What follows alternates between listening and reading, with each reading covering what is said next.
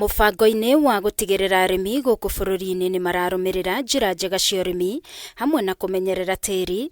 Gikundi kia Rainforest Alliance gikoretwo gigithomithia arimi hamwe na kumahe mĩtĩ ya kuhanda. Kuringana na murugamiriri wa gikundi giki DIDA WARIO, kumenyererwo gwa tĩĩri ni undu umwe arimi magiriire gukorwo magithingata na njira nene na njira ya gutigirira ni marahuthira thumu wa mahiu uria ukinyaniire. Instead of using the synthetic fertilizer, farmers need to use fertilizer that's from livestock.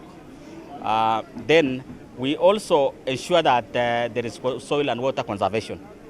This is part of regenerative agriculture.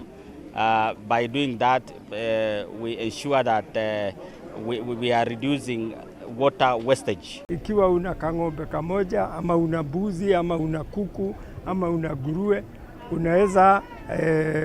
unaweza kuongeza mazao kwa kuweka mbolea badala ya kutumia tu fertilizer. WARIO augite makoretwo makinyitanira na arimi a kahua na macani gicigo-ini kia Mount Kenya, makamahe mĩtĩ iria yagiriire ya kuhanda hamwe na kumonia mĩmera ĩngĩ mangĩhanda kahua-ini makona mbeca makiria. We have nurseries which includes coffee nurseries in all the coffee cooperatives we are targeting.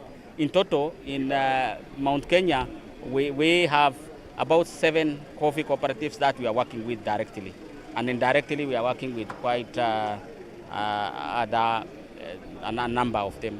So quality-wise, we have seen the quality increasing of our coffee, and we are hoping that in the future we will fetch better prices and the livelihoods of the farmers will be increased. Arimi makionania kuhimbiria mubango uyu maugite ni marahota kwihoka mimera ingi o makirimaga kahua, makiuga ni monete umithio wa tĩĩri uria utari muthukangie. Bwagitu mostly kahua turakarima organic ni tondu waruta thumu wa mburi wa ng'ombe iyo mbolea yote uratwara o kuu kahua-ini. Ngiribotera Kameme TV ni njĩtagwo Wangui wa Muiruri.